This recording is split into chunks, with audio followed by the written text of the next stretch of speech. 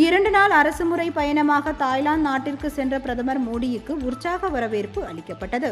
Thailand தலைநகர் பாங்காக்கில் தரையிறங்கிய பிரதமர் மோடிக்கு அந்நாட்டு அரசின் மூத்த தலைவர்கள் மற்றும் இந்திய வம்சாவளியினர் உற்சாக வரவேற்பு அளித்தனர்.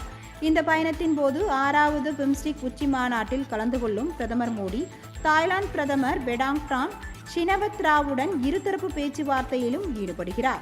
இது தொடர்பாக பிரதமர் மோடி வெளியிட்டுள்ள எக்ஸ் பதிவில் இந்தியா தாய்லாந்து இடையேயான உறவை வலுப்படுத்துவதிலும் ஆவலுடன் இருக்கிறேன் என பதிவிட்டுள்ளார்.